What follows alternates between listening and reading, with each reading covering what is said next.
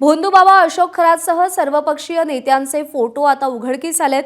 भोंदूबाबा खरातचे सर्वपक्षीय वजनदार राजकीय नेत्यांसोबतचे फोटो आता समोर आलेले आहेत। उपमुख्यमंत्री एकनाथ शिंदे, ठाकरेंच्या शिवसेनेचे मिलिंद नार्वेकर यांच्यासोबतचा फोटो समोर आलाय।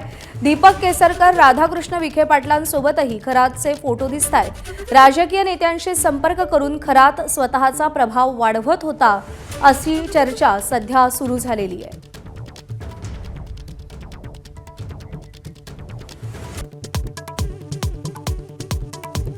लाजिरवाणी कृत्य करणाऱ्या नाशिकच्या विकृत नराधम भोंदूबाबा अशोक खरात प्रकरणी चौकशीला वेग।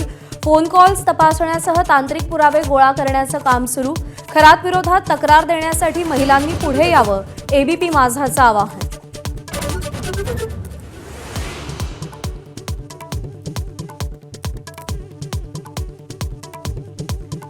युद्धात इराणला साथ द्यायला हवी होती। भविष्यात भारताला त्रास होईल, गुढीपाडवा मेळाव्यात राज ठाकरेंची पंतप्रधान मोदींवर टीका। तर महाराष्ट्र नेक्स्ट या नव्या वेबसाईटचीही घोषणा।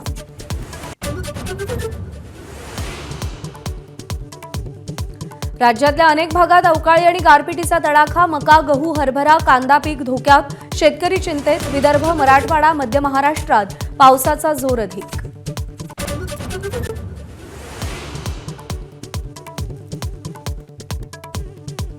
चौदार तळ्याच्या सत्याग्रहाला 99 वर्ष पूर्ण। मुख्यमंत्र्यांकडून बाबासाहेबांच्या पुतळ्याला अभिवादन। तर चौदार तळ जलशुद्धीकरण प्रकल्प व परिसर सुशोभीकरण प्रकल्पाचंही भूमिपूजन।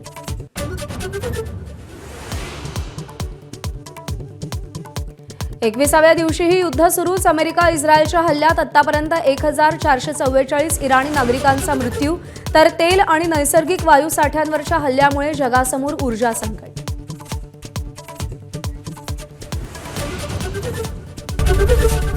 एबीपी माझा, उघडा डोळे बघा नीट।